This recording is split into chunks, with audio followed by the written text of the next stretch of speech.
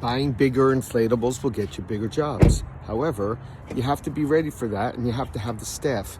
Years ago, I had a guy who was brand new who hired me as a consultant, and he bought this gigantic inflatable slide. He asked me, he goes, should I buy that? And I said, no. And he looked at me, he goes, why? I said, because it's not the right one for you. And I told him what he should buy. Then I found out a week later he bought it, but hey, it's his, I'm just consulting, I'm just giving advice.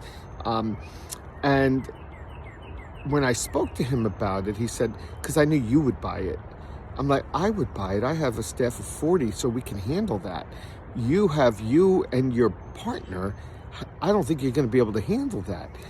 Getting extra people just to come out for that one thing. You don't have enough staff yet.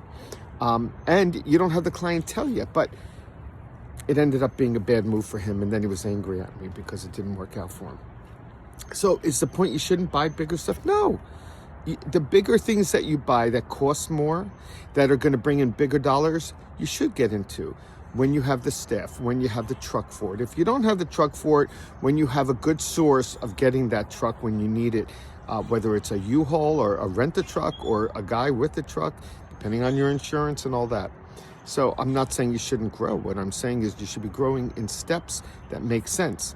And there might be a company you could do business with that might drop it off for you, or that might own one that you could sub-rent it, maybe get 15-20% until you're ready at that stage.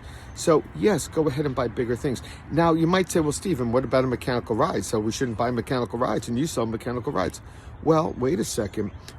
We have mechanical rides that can go on the back of your van.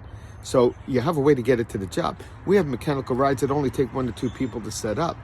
So it's certainly better to have a mechanical ride than it would be to have a big inflatable that you need 5 guys for when you can't get 5 guys.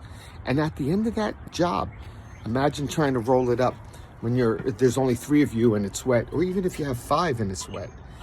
The weight's just changed. So I'm not saying don't do it. I'm saying do it intelligently when it's time.